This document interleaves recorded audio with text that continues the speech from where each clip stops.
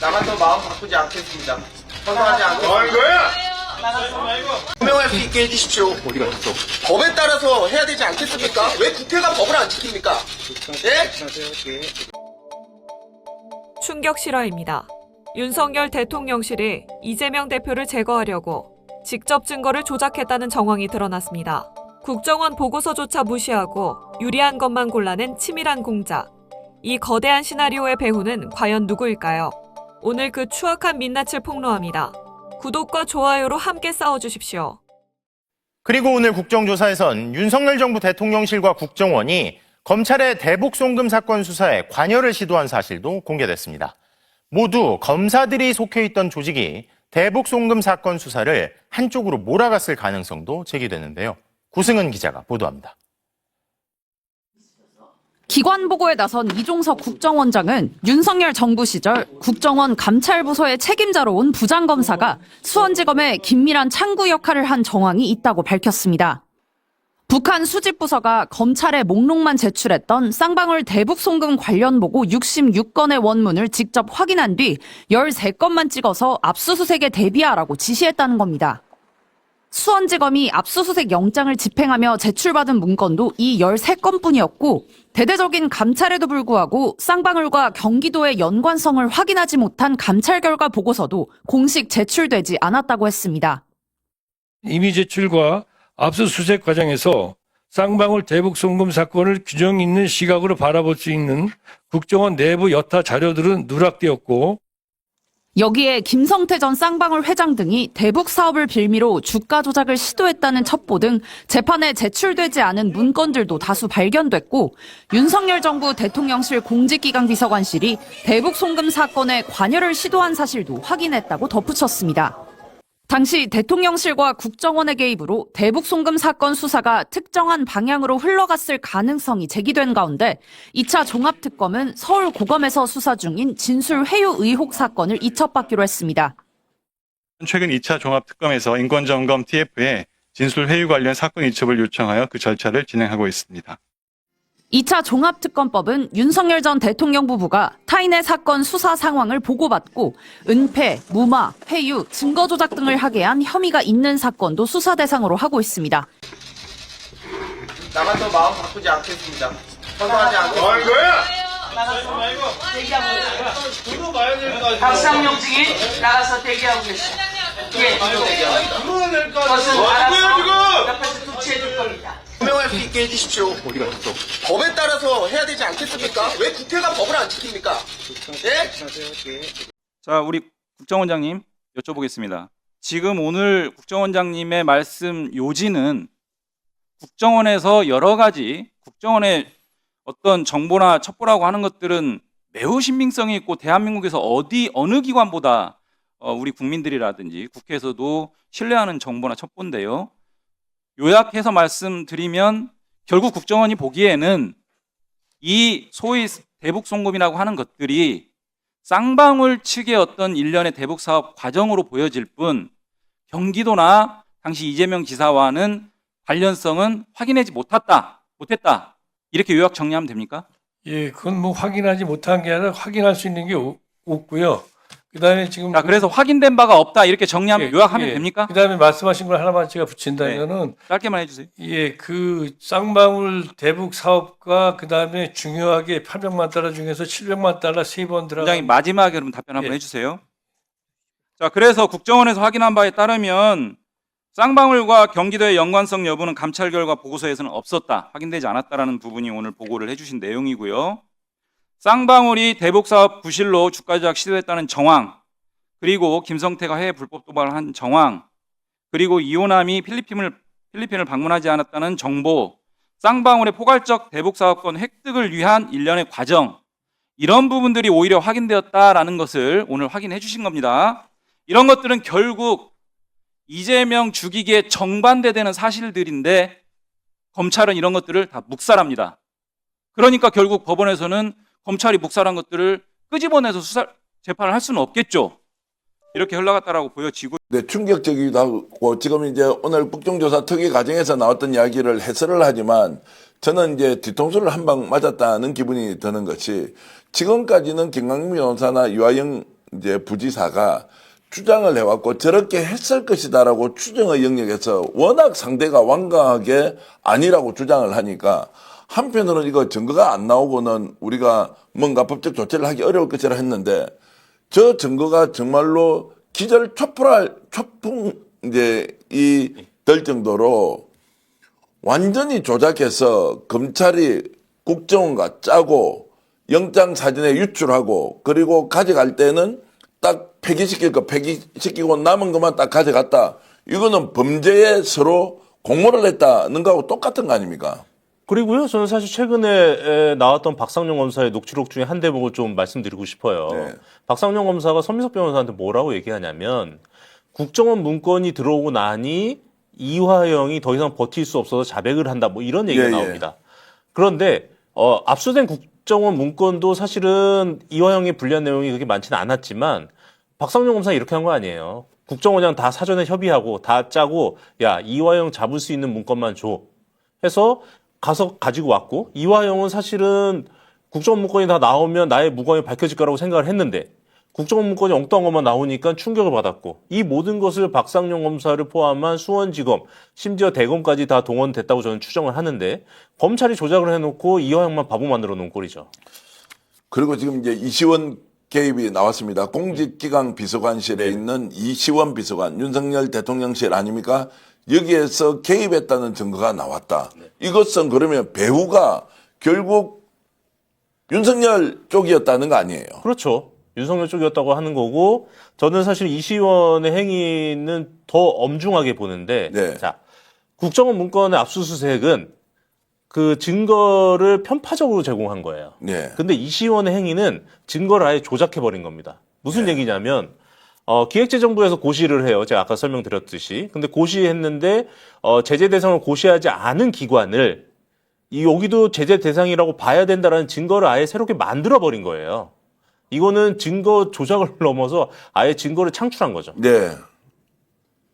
자, 저거 바로 수사할 수 없으면 일단 국정조사는 끝이 나야 됩니까? 이걸 누군가 고발을 해가지고 저것들 다 잡아들여가지고 어떻게 있었는지 증거까지 이제 나왔는데. 네네. 와, 지금 일단, 자, 지금 빨리 수사를 하라라고 이렇게 촉구하는 것은 일단 제가 이제 감정이 좀 앞서는 것이고. 네, 오전에는 조작 기소 실태를 종합적으로 한번 살펴봤는데요.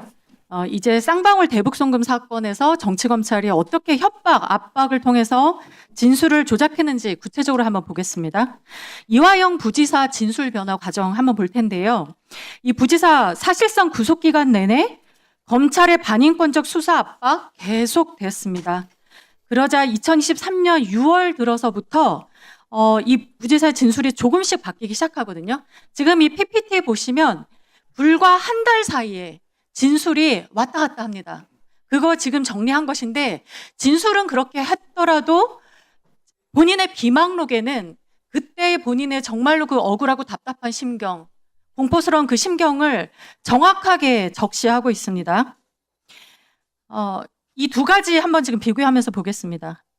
처음에는 이화영 부지사 분명했습니다. 2023년 6월 9일 조서에서 이재명 도지사 방북과 관련해 돈을 요구한다는 말을 들은 적이 있냐는 질문에 없다고 명확히 진술했습니다.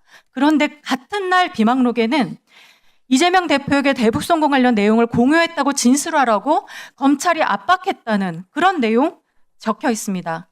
검찰이 원하는 방향으로 이미 허위 진술에 대한 압박을 가하고 있었던 것입니다. 그 뒤에 진술이 조금씩 달라지기 시작합니다. 6월 12일 조서에서 쌍방울이 이재명 지사의 방북 비용을 대납했고 그 거마비를 이재명 지사에게 보고했다고 진술이 바뀝니다. 그런데 같은 날 비망록을 보면 일요일에도 출석 요구가 있었다. 압박과 회유가 동시에 이어져서 엄청난 스트레스를 받았다고 적었습니다. 구자연 직무대행님, 네. 반복적인 소환과 심리적인 압박 속에서 얼마나 힘들었겠습니까? 누가 그런 압박 버텨낼 수 있겠습니까? 그래서 검찰 수사 방향에 맞는 진술 등장하기 시작한 거 아닙니까? 이거 어떻게 보세요? 짧게 답하십시오. 네, 저희 객관 의무를 가지고 공소유지에 임하겠습니다. 6월 14일과 15일에 이르면 상황이 더 심각해집니다. 이날 조서에서는 기업이 끼어야 지사님의 방북이 성사되기 좋을 것 같았다. 방북 성사를 위해 노력하고 있다고 이재명 지사에게 보고했다. 김성태가 방북 비용까지 처리해 주는 것으로 알았고 그것도 이재명 지사에게 보고했다는 식으로 진술이 더 구체화됩니다. 시간이 갈수록 어떻게 진술이 구체화되죠? 그런데 역시 같은 시기 비망록에 박상용 검사가 서상윤 변호사의 조사 배석을 강하게 막아서 결국 변호인 조력 없이 조서 작성했다. 이거 명백한 위법입니다. 그리고 변호인 없이도 조서나 의견을 받자고 채근했다. 이런 내용이 기재되어 있습니다. 방어권이 약화된 상태에서 원하는 진술을 받아내려 한 명백한 위법 수사입니다. 6월 16일 비망록 더욱 결정적입니다. 이화영은 박상현 검사가 방북 비용 인정했으니까 이제 스마트팜 비용도 인정해야 한다. 그렇게 진술하면 제3자 뇌물죄에서 주범이 아닌 종범이 되고 검찰에 협조했으니 선처도 가능하다고 말했다고 적었습니다. 이거 익숙한 말 아닙니까? 이번에 터진 그 녹취록에 나온 것과 정확히 일치합니다. 비망록은 녹취록이 나오기 전에 당연히 쓰였겠죠? 비망록의 높은 신빙성을 보여주는 것입니다.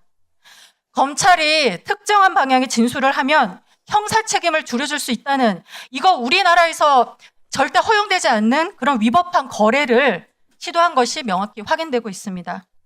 국회로 좀 가보겠습니다. 지금 이 시각 국회에서 윤석열 정치검찰 조작기소 의혹 사건 진상규명 국정조사가 기관 보고가 진행 중인데요. 뭐 여러 관심사들이 있겠지만 박상용 검사가 현장에 출석을 했습니다. 뭐 오전에는 제가 볼 수가 없었고 오후에 보니까 박상용 검사가 나왔는데 증인 선서를 거부했다 그래요.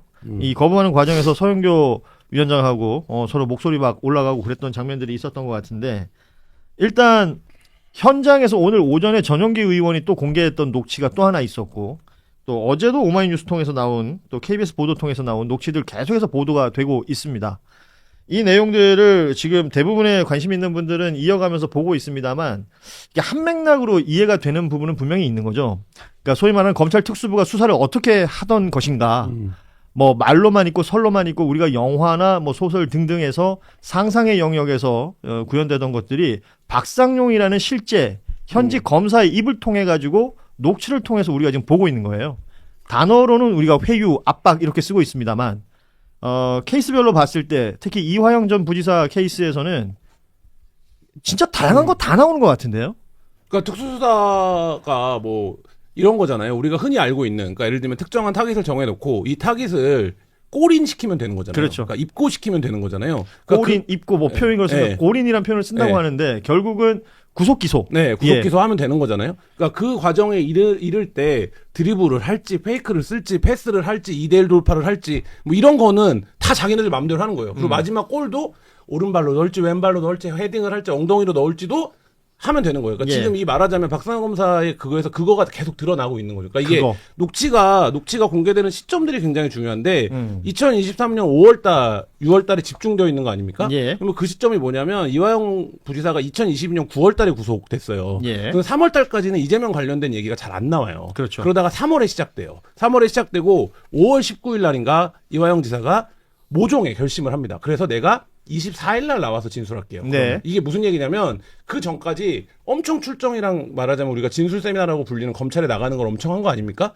그 과정에서 뭔가 얘기들을 엄청 했겠죠. 박상현 검사 녹취해 보면 그런 거 나오잖아요. 우리가 뭐 밤까지도 데리고 있을 수 있어요. 사실 그거 안 되죠. 그렇죠. 구치소에 있는 사람을. 근데 이제 그런 과정을 통해서 어떤 하고 24일 날 나와서는 완결된 조서를 쓰기로 한 거죠. 그러니까 이 재판에서 인정받을 수 있는 형식의. 그게 필요했던 거고요. 그걸 그렇죠. 요청을 했는데 실질적으로 내가 이틀 있다 얘기해주겠다. 그렇죠. 나는 변호인을 만나서 물어봐야 된다라고 하니까 25일 날 박상용이 서 변호사에게 전화를 해가지고 한 번만 도와주세요. 어려운 부탁입니다. 뭐 이런 얘기를 하는 것이고 제가 사실은 박상용 검사 때문에 이화영 부지사의 변호를 맡기로 했어요.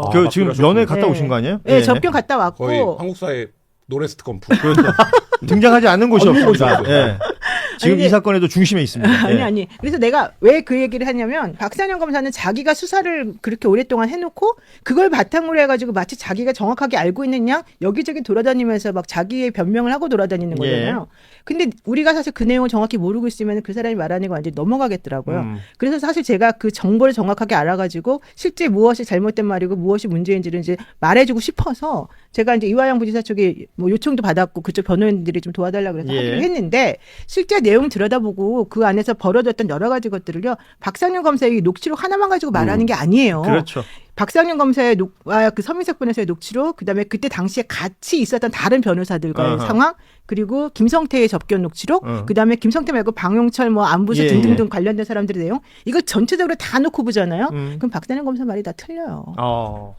정말 그거 되게 중요한 부분이에요. 이거 기자들도 많이 알고 있는 부분일 거예요. 오마이뉴스 정확히 알고 있잖아요. 뭐 저희도 뭐 어쨌든 보도를 계속 하고 있습니다만은, 그러니까 물론 이제 그 저희도 안에서 뉴스룸 내에서도 혹시나 릭 될까봐 계속 세게 될까봐 되게 철저하게 안보 보안을 유지하고 있기는 한데, 그러니까 지금 나오고 있는 것들이 사실은 이것저것 단편적인 조각들인 것 같지만 아까 진행자께서 말씀하신 것처럼 하나의 일관된 흐름으로 가는 거예요. 박상현 검사가 계속 주장을 했던 거는 그래서 서민석 변호사가 먼저 요청을 한 거고 우리는 그냥 거기 답변을 하는 것뿐이었고 그걸 자꾸 일정만 잘라가지고 짜깁기를 해서 마치 자신이 뭔가 한 것처럼 먼저 형량 거래를 시도한 것처럼 악의적으로 편집해서 선동하는 거지, 이런 맥락을 하는 건데 나오는 모든 조각들이 다 그게 아닌 거잖아요. 그렇죠. 뭔가 아니 그러면은 본인의 이거를 입증할 만한 걸 무언가 제시를 하든가. 그러니까 지금 나오는 것들은 이리 봐도 저리 봐도 심지어 지금 박상현 검사 얘기하는 것처럼 서 변호사가 먼저 요청한 게 맞다고 하더라도 납득이 안 되는, 그러니까 일반적인 법상식에서 보았을 때 이해되지 않는 장면들이 너무가 많잖아요. 그러니까 이번에 나온 것도 저 부탁 좀 드릴게요. 죽겠습니다. 이게 말이 이게 무슨 말이에요? 검사가 평소에 하는 말이에요. 제가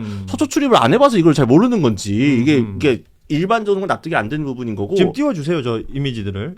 네. 그러니까 결과적으로는 지금 보게 되면 굉장히 저자세고 본인이 청탁을 받은 게 아니라 본인 청탁을 하고 있는 거죠. 누가 봐도. 이거는 여기에 대해서 뭐가 더 필요합니까? 저기 어디가 짜기가 된 거고 저기 무슨 음절 단위로 잘라가지고 조작한 게 아닌 이상 저게 어떻게 해석할 수 있는 건지 잘 모르겠습니다. 그 다음 것도 바로 보여주시죠. 지금 그러면서 박상현 검사가 하는 말이 추가 수사들 지금 자기가 중단해 놓고 있다. 자기가 중단해. 검사들은 검사대로 불만이 넘치고 아무튼 제가 완전 샌드위치가 돼가지고 너무 힘든 상황이다. 그러니까 차라리 다 부인을 한다. 그러면 우리가 거기에 맞춰가지고 이화영 씨 그냥 처리하면 되거든요. 저게 1년의 문장은 그렇지 않은 것 같지만 협박 아닙니까? 협박이죠. 협박이죠. 그러니까 자기 상황을 고백하는 거잖아요. 지금 이 수사가 서울중앙지검에서 시작된 수사가 여기까지 오는 과정이 2년이 걸렸는데 여러 단계를 거치지 않습니까? 제가 이 방송에서도 얘기했지만 대장동으로 시작했다 백현동 갔다 뭐 의료원 갔다 FC 갔다가 변호사 대납 갔다가 쌍방울 이렇게 간 거잖아요. 그런 상황에서 내가 지금 골키퍼랑 1대1 상황이다. 내가 지금 골 넣기 직전인데 갑자기 왜 이러냐, 이런 이제 말하자면 얘기를 앞에 까는 거예요. 그래서 다른 거 다 지금 안 하고 이것만 하고 있다. 왜냐 아까 얘기했던 이게 지금 이제 소위 말하는 꼭지가 따지면 우리가 이재명을 영장을 뭐 예를 들면 수사를 바로 이제 할 수 있는 요런 지금 개연성 앞에 서 있고 그거를 도와달라고 얘기를 하고 있는 거고, 그러면서 노골적으로 뭐라고 얘기를 하는 거야. 만약에 그렇게 얘기 안 하면 그냥 이화영 부지사가 다 받은 걸로 하고 10년 가죠. 뭐 이 얘기인 거잖아요. 그 앞에 통화 내용이랑 그 보면. 10년부터 시작한다라는 10년부터 시작하는 그걸로 그러면 가면 그걸로 정리합시다. 뭐 이런 이제 말하자면 딜을 지금 하고 있는 거죠.